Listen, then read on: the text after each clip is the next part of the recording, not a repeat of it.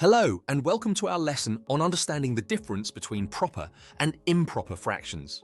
Today, we will explore these important concepts within fractions which are fundamental in our study of numbers and crucial for various mathematical operations. In this lesson, we'll build on our intuitive understanding of fractions by diving into the distinctions between proper and improper fractions.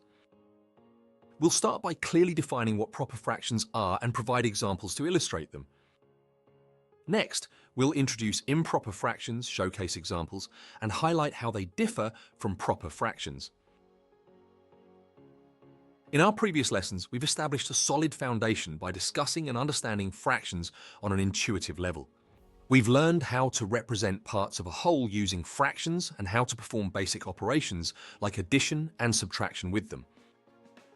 With this foundational knowledge in place, we're ready to differentiate between proper and improper fractions.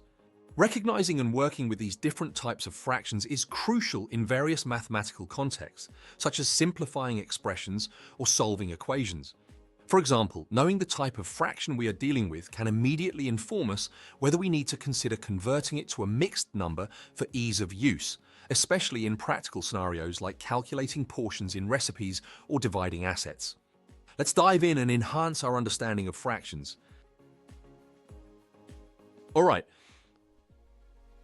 let's dive into our main lesson on understanding the difference between proper and improper fractions. Imagine you have 2½ apples. Let's visualize this. You have 2 whole apples.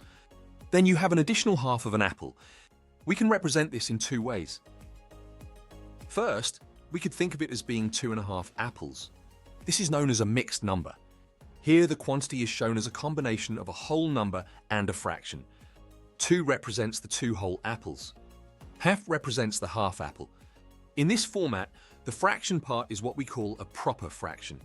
A proper fraction is a fraction where the numerator, the top number, is less than the denominator, the bottom number.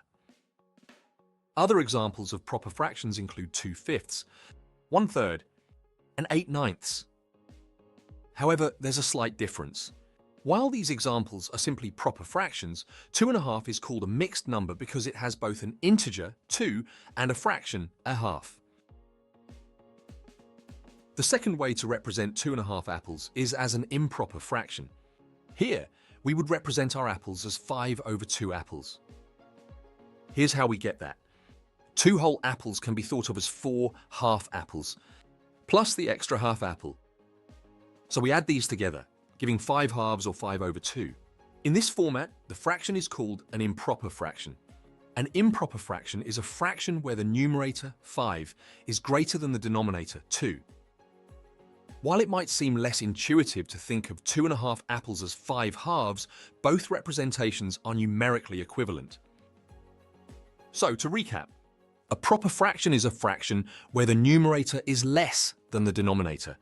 For instance, 1/2 or 2/5. Improper fraction, fraction where the numerator is greater than or equal to the denominator. For instance, 5/2 or 9/4. By understanding these distinctions, we can more effectively work with different types of fractions in various mathematical contexts. That's it for our new technique of distinguishing between proper and improper fractions. In today's lesson, we explored the distinction between proper and improper fractions, crucial concepts within the topic of fractions in mathematics. We began by defining proper fractions as those where the numerator is less than the denominator, such as 1/2 or 2/5. We contrasted this with improper fractions, where the numerator is greater than or equal to the denominator, like 5/2 or 9/4. We emphasized that both representations are numerically equivalent, even though they appear different. This distinction helps in various mathematical contexts, including simplifying expressions. By understanding when and how to use proper and improper fractions, we can navigate mathematical problems more effectively.